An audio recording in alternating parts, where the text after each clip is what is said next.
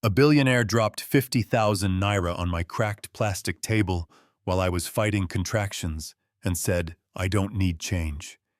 If it were you, what would you have done? Grab it, refuse it, freeze. Before you judge, walk with me to the roadside where the heat made the air wobble and my life cracked open. My name is Zara. I used to measure time by the hiss of corn meeting charcoal and the sting of smoke in my eyes. Out on the edge of Ibadan, the breeze carries dust and diesel, not relief. I was 8 months pregnant, maybe more because days blur when you sleep light and wake hungry. And the stall I worked from had legs like my faith, one broken, all of them tired.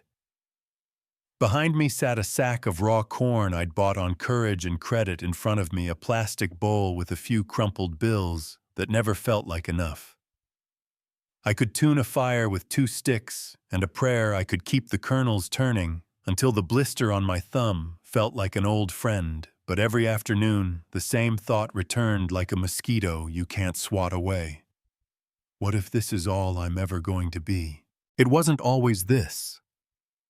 I thought my future would hang on a blue and yellow sign that said, Zara's Touch, a place where I'd stitch sleeves and stories where women would leave spinning in dresses that fit like answers. Then I met a man in choir rehearsal with clean cuffs and a soft voice who smiled like Sunday. Femi.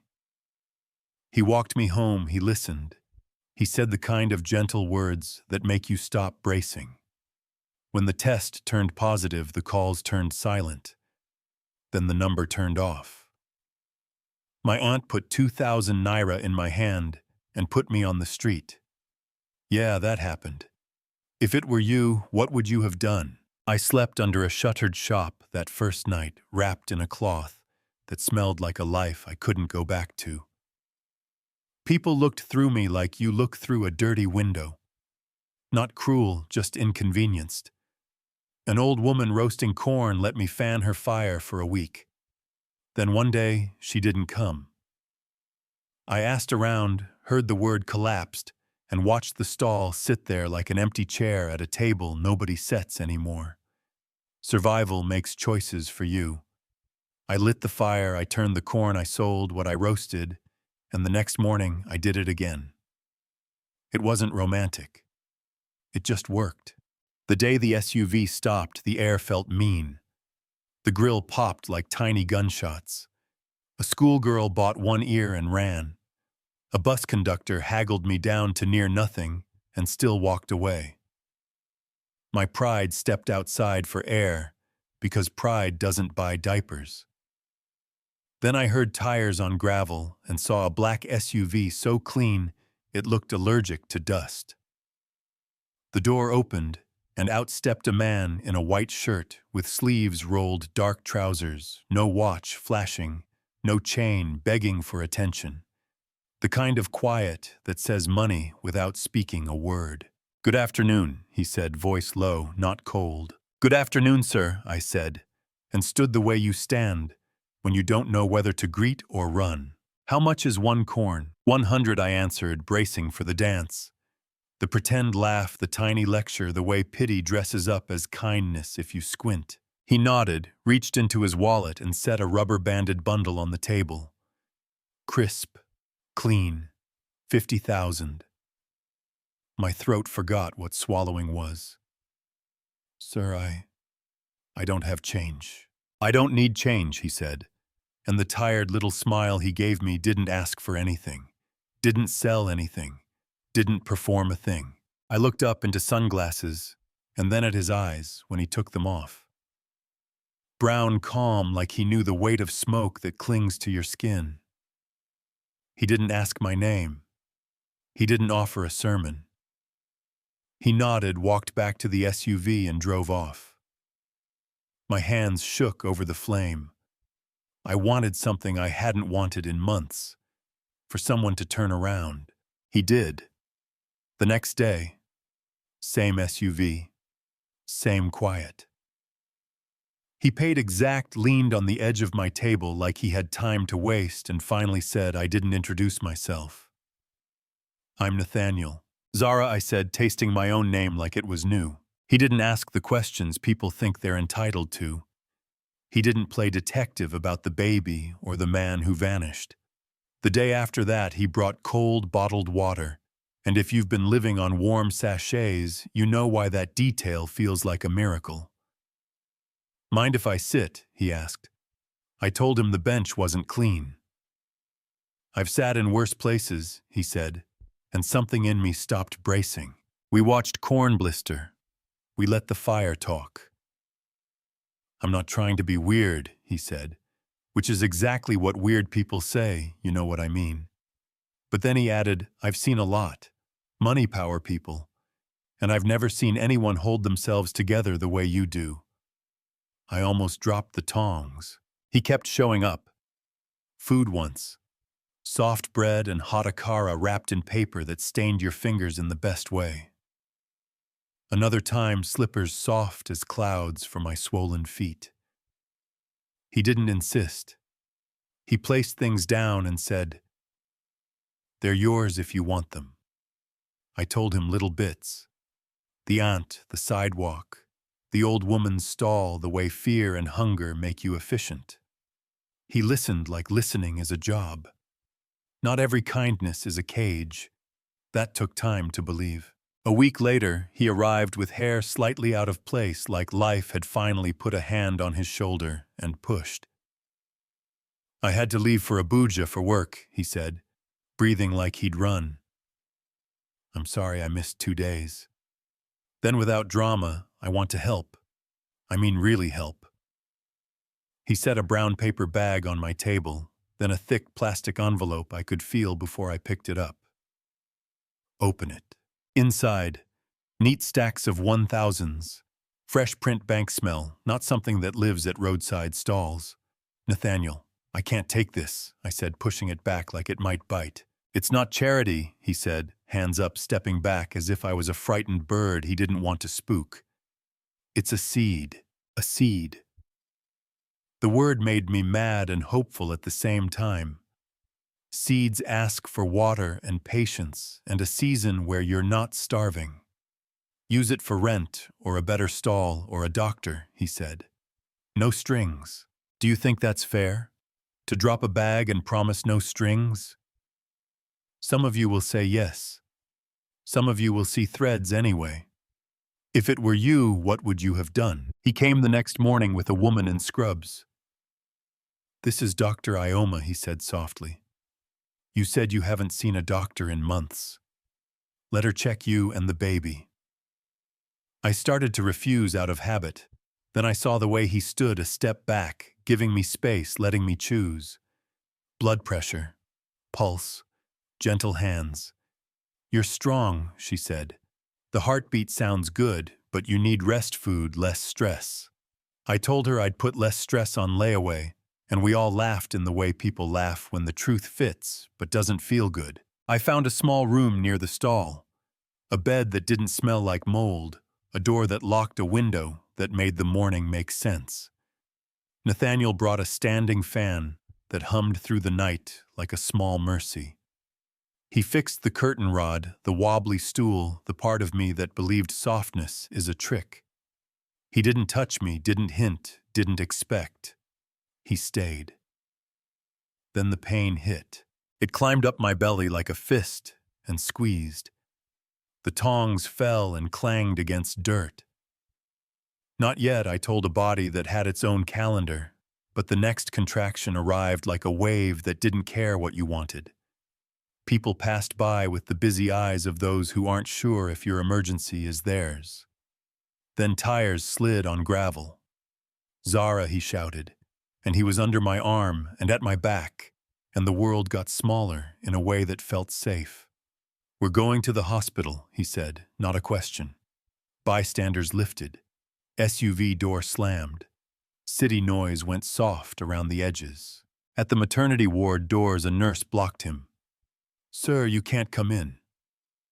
He froze and his hands shook, and he did not look like a man who hears no very often. She's alone, he said. We'll take care of her, she promised. The doors closed. Bright lights counted breaths, strangers saying my name, and a tunnel of pain that narrows every thought until you can only go forward. When the cry sliced the air, small, fierce, offended by the light, everything in me went quiet. They placed her on my chest, and the world rearranged itself. Grace, I whispered, and for once the name arrived at the same time as the thing it meant. Nathaniel didn't leave the hallway for hours. Nurses whispered about the man in a white shirt who wouldn't move. When they let him in, he sat like he'd been holding a breath since the car, and finally let it go. "You scared me," he said, half laughing, wiping his face with the heel of his hand, learning out loud how to be a person whose heart is showing. 3 days later, I could walk. We sat under a hospital tree and watched the city pretend to be quiet. "Why do you care so much?" I asked. He looked down like the answer had been heavy a long time. "My mother sold fruit by the road," he said. "Strongest woman I knew. She died before I could help her. I couldn't save her.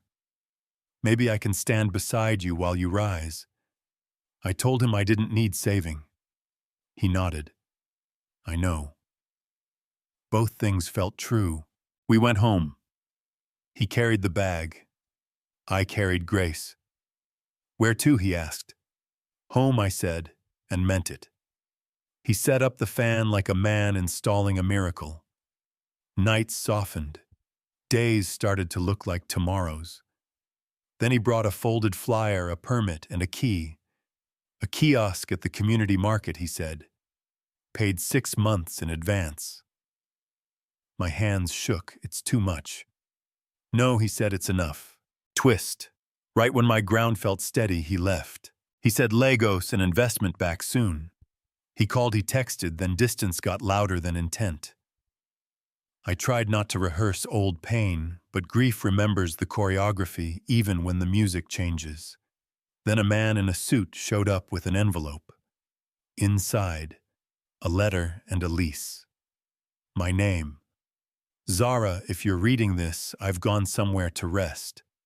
The project didn't go as planned, and I need time to think. Don't worry about me. You taught me resilience. Inside is the lease for your shop at the market square. It's yours officially. I'll see you soon. N." I stood in my little kitchen with my baby on my hip and cried into paperwork. He left, and he gave me permanence. Both can be true.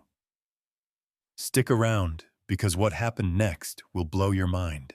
We opened Zara's Grill and Cafe under an awning wide enough to catch rain and a line of customers. The sign broke yellow against the morning.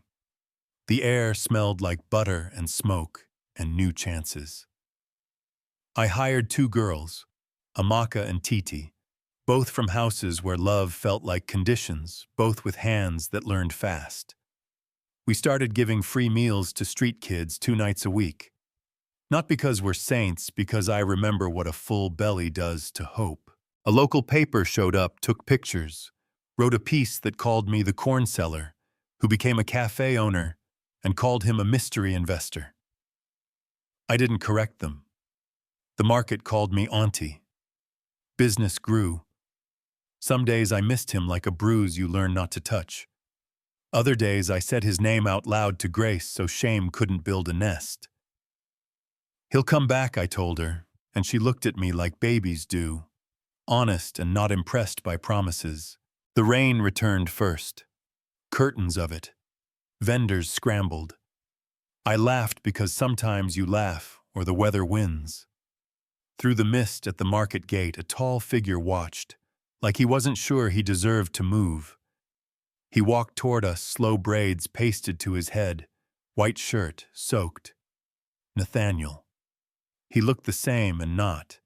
Thinner eyes, heavier, but the quiet was still there. I didn't run to him. I wiped my hands, stood straight, let him walk the last feet. "You came back," I said.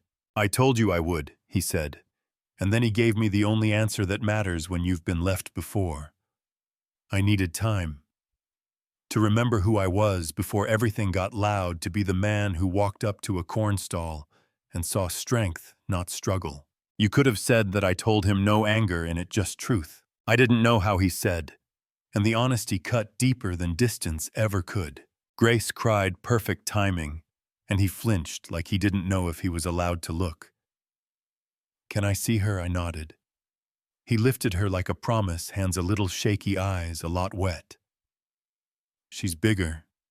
She's everything I said." He smiled.